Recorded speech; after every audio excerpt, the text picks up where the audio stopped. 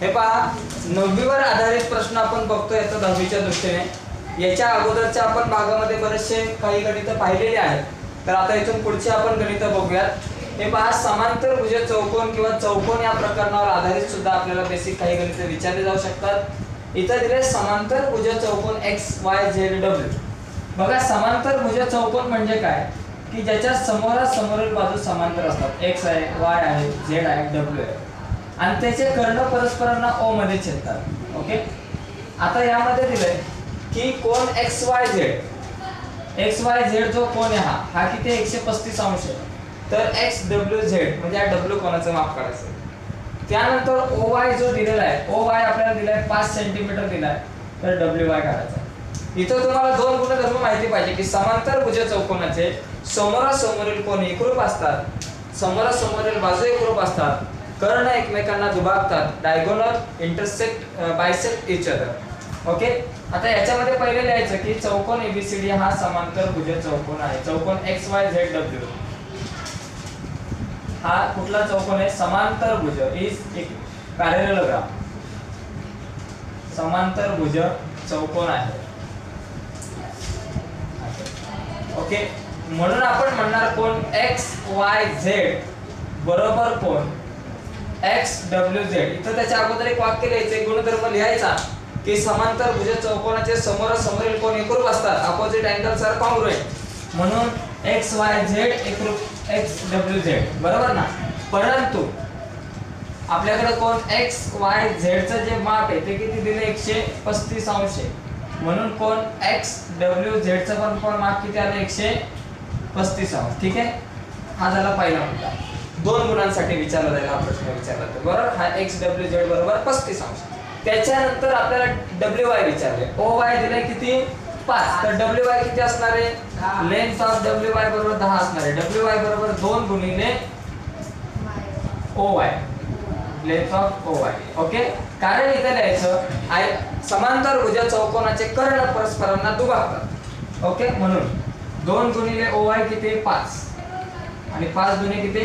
10 centimetre. हे झालं. अशा प्रकारे सोडू शकतो. त्यानंतरचा पुढचा प्रश्न समांतरभुज चौकोन ABCD मध्ये. आता ABCD चा जर विचार केला तर समजा हा आपला समांतरभुज चौकोन ABC आणि D आहे. त्याच्यामध्ये आपल्याकडे A चं माप किती? 3x + 12 आहे. A किती? 3x + 12 आणि B किती? 3x - 32. एक आहे 3x + 12 आणि दुसरा आहे 3x - 32. 2x - 32 आहे. दुसरा जो B चं जे माप आहे ते 2x - 32 आहे. चुकून 3x झालं. ठीक आहे. तर कोण C आणि D ची माप काढायचं. आता हा C आणि हा D चं माप काढायचं. परंतु C आणि D चं काढण्याच्या अगोदर आपल्याला A आणि B ची माप माहिती पाहिजे. आता A आणि B हे दोघं जण लगतचे कोण आहेत? शेजारचे कोण आहेत? आणि समांतरभुज चौकोनाचा एक गुणधर्म आहे की लगतचे कोण पूरक असतात, सप्लिमेंटरी असतात. Adjusted angles R supplementary. त्यांची बेरीज 180 अंश असते. म्हणून इथे लिहायचं कोण A अधिक कोण B बरोबर 180 अंश. कोण A चं माप किती? 3x + 12 अधिक B चं माप किती? 2x - 32. म्हणून इथे लिहायचं 3x + 12 आणि अधिक 2x - 32 बरोबर 180 अंश. 3x आणि 2x 3 आणि 2 किती झाले? 5x अधिक 12 - 32 चिन्ह भिन्न वजा अधिक वजा वजा 12 तून 32 जात नाही. 32 मधून 12 गेले 20 राहिले. म्हणून इथे आले -20. मोठ्या संख्येचे चिन्ह बरोबर 180. 5x बरोबर 180 तसेच्या तसे. -2 तिकडे 20 तिकडे गेले अधिक झाले अधिक 20. म्हणून 5x बरोबर 180 आणि 20 किती? 200 बरोबर का. मग x बरोबर 5 + 20 किती झाले? 40.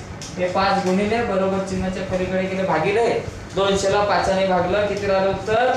40. परंतु आता आपल्याला नुसती x ची किंमत काढून चालणार नाही. आपल्याला कोणाचं माप काढायचं? C आणि D चं. बरोबर.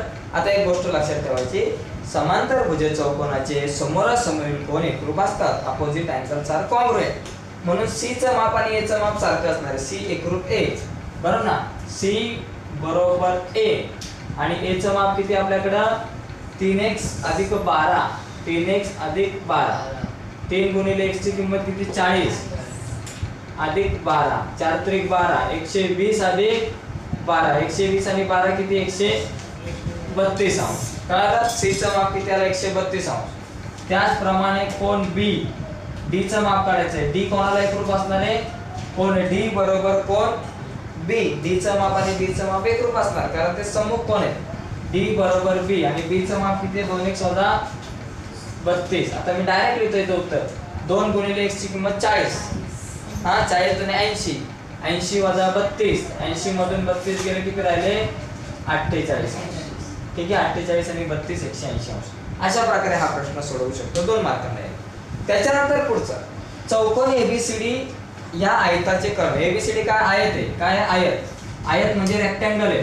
अशा प्रकारे ए बी सी आणि डी आयताचे सगळे कोण काटकोन असतात. आयताच्या समोरासमोरील बाजू एकरूप असतात आणि आयताचे कर्ण एकरूप असतात आणि परस्परांना दुभागतात. बरोबर? हा भाग एकरूप 1 2 3 1 2 3 हे एकरूप. आता विषय काय इथं माहिती आहे का की जर AC बरोबर 8 आहे तर BO काढा. AC बरोबर 8 तर BO काढा.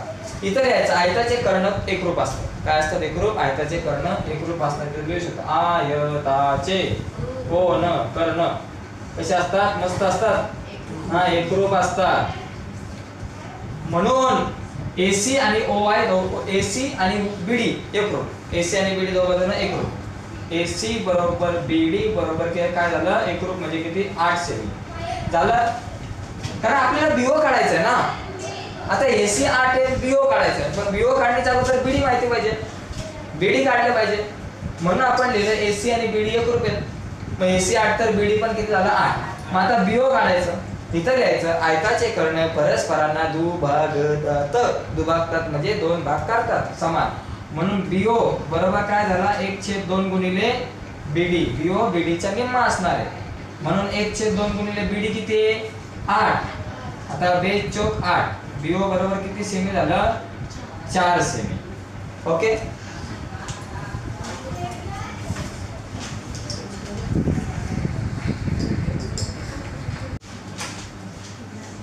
हे पहा पुढचा प्रश्न आहे समभुज चौकोनावर आधारित. समभुज चौकोन. आता समभुज चौकोन त्याला इंग्रजीमध्ये रोम्बस म्हणतात. आपण म्हणू समभुज चौकोन P Q R आणि S. समभुज चौकोन म्हणजे काय? ज्याच्या सगळ्या बाजू एकरूप आहेत. सगळ्या बाजू त्याच्या काय असतात? एकरूप असतात. All sides are congruent. त्याच्यानंतर जर PQ बरोबर 7.5 आहे. त्यांनी सांगितलं PQ 7.5 तर QR किती असणार आहे बाळा?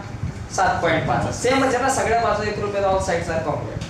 त्यानंतर समोरासमोरील कोण एकरूप असतात. लगतचे कोण पूरक असतात. आता QPS हा दिलाय 75 75. तर PQR किती याचं माप आपल्याला काढायचं. या दोघांची बेरीज 180 अंश असणार आहे. लगतचे कोण बेरीज 180 अंश. समोरासमोर असते ते एकरूप असते. ओके.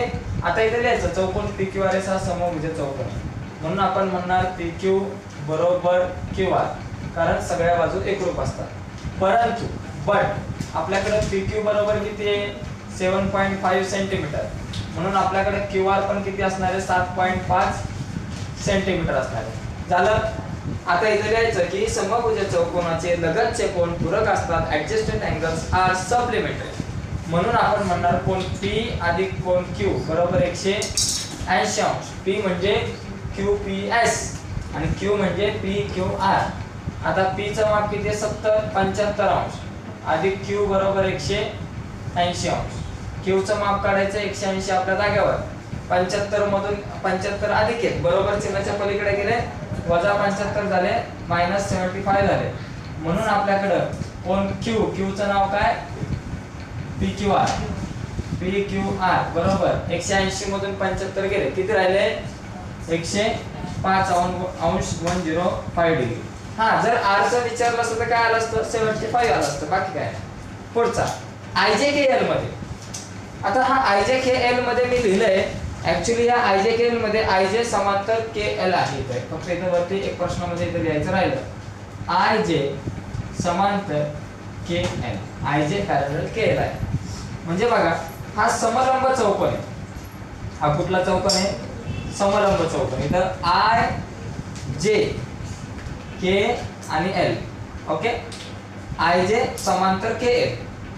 आता त्याच्यामध्ये I दिलाय 108 108 डिग्री आणि K जो दिलेला आहे 53 दिलेला आहे. तर आपल्याला एल आणि जे चं माप काढायचं. आता या दोन समांतर रेषा, मग हे दोघं जण काय झाले, आंतरकोन झाले. आंतरकोनाची बेरीज 180.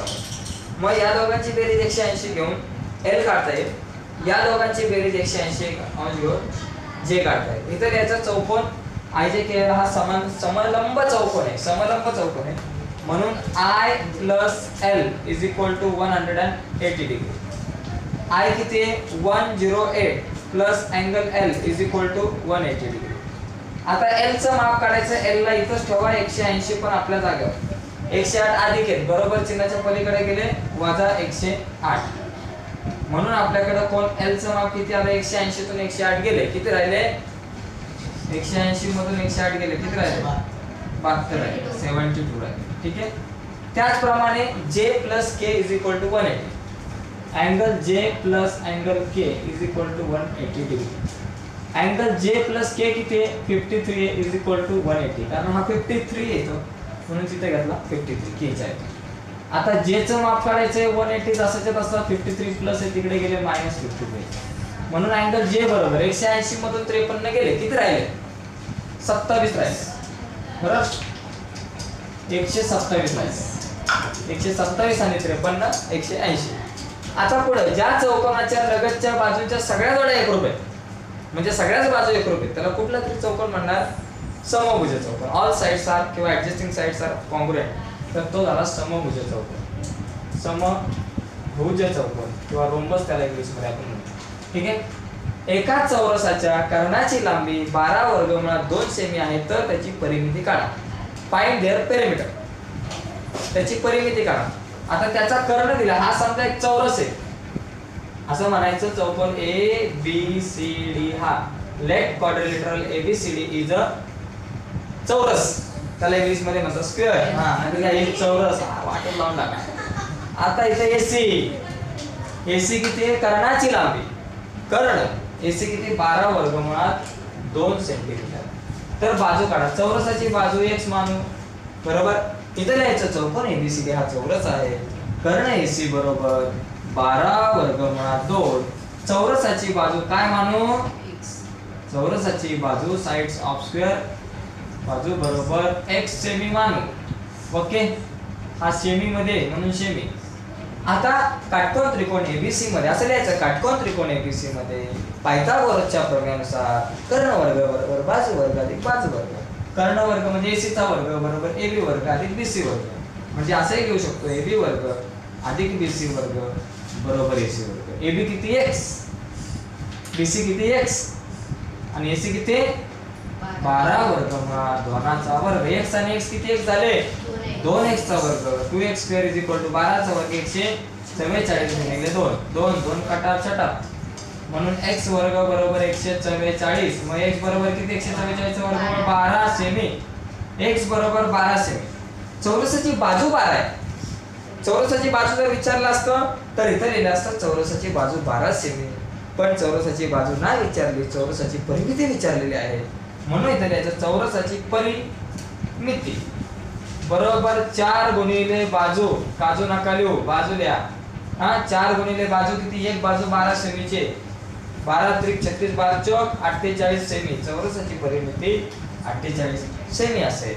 ओके.